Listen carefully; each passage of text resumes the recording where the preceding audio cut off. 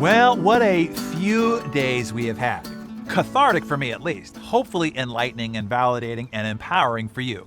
You thought these super achievers that you admired were divinely inspired, but now have discovered it was their dysfunction that motivated them. You thought that they had unshakable confidence, but now know that they suffer the same self-doubt that we all do. You thought that they were naturally gregarious with bright light personalities, but now realize that most are actually shy and introverted. You thought that they were supremely disciplined and steadfast, but now know that they're actually lazy and simply found strategies and systems to get leverage over themselves. And the last dirty little secret? It's easy to think that these amazing humans who have done the seemingly miraculous, achieving inconceivable physical feats, igniting a renaissance in art, transcending their profession, denting the universe, and moving human progress forward, are great in every area of their life. But the truth is, they probably suck at 99.9% of everything. Oh sure, they might be a Hall of Fame athlete, superstar entertainer, decorated Olympian, celebrated CEO, or charismatic nation builder, but outside that one thing they are known for, chances are they're not so hot. As a golfer, as a fisherman, or as a homemaker, as a carpenter, or car mechanic, or gardener, and maybe even as a spouse, brother, sister, or friend. Usually the reason why they were so amazing at that one thing is because they gave up on trying to be good at most every other area of their life so that they could reallocate all that time, energy, and focus to being world-class at their chosen area of focus. If you question me, just read the biography of most any historically significant person that you can think of. While they changed human history because of their chosen area of focus, when you learn about most of the other areas of their life, well, they're not so hot.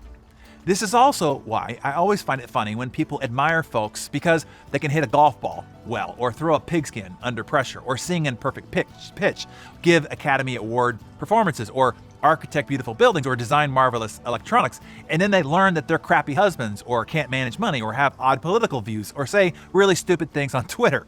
You just got a glimpse of the other 99.9% of the rest of their capabilities. And hey, it's only fair, let me confess as well. Outside the one area that I've chosen to work on being better every day at, I suck at most everything else in my life as well. Outside of a fork, pen, and a slide deck clicker, I am so terrible, I am dangerous. If you have anything to be fixed, cooked, mowed, weeded, painted, washed, hung, or moved, or a tire, or an air filter, or oil, or a light bulb changed, I am not your guy. You will end up regretting ever asking me.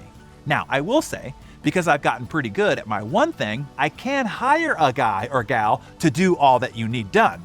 But honestly, you don't want me doing it. There's an excellent chance I really suck at it and will mess it up bad. So what do you take away from this? Well, I think a couple of things. One, to become legendary, to dent the universe, to be remembered in history, to be world-class at one thing, something that matters, you gotta give up on everything else. Most everything else that doesn't matter. Now, I'm not talking about your health or your important relationships. You're still expected to be a healthy and good human being to your friends and family. But decide first what you're going to choose to be known for. What are you gonna work at being world-class at? And second, actively give up trying to be great at a bunch of other stuff that is currently taking time, energy, and attention away from that meaningful, one important thing. And number two, don't expect your heroes who are your hero because of that one thing that they've mastered and become enviable at. Don't expect them to be your role model for all areas of life. Appreciate the hard work, focus, and grit needed to develop that one area of mastery, but don't become disillusioned when they don't live up to hero status everywhere else. Admire and learn from their developed skill, but don't throw out the learnings when you learn about the rest of their life. Forgive them for being human, just as you would like to be forgiven too. Now, before we close, let me ask you seriously, do you want to be world class at something? Do you desire to be great? Do you want to do something special here? Do you want to make a difference? Do you want to be an exceptional example to your kids, to your friends, to your community, to your clients, or to your industry? If you do, and that is a big if because most people couldn't be bothered. They are fine with fine. Good enough is good enough. But if you desire to be great, then I want to help you. The Insane Productivity Training System that I mentioned in our last session, it is the only success training system you'll ever need to buy. Why? Because it's the best of what I've collected over the last 20 years as the central curator of the entire success industry, drawn from having exclusive access to the best in the world. It's compiled, distilled down into the single system. Everything you need is in this one system. But as you can see, if you go to the website, it's not for sale, so enrollment is closed. It's only open by referral and exclusive invitation.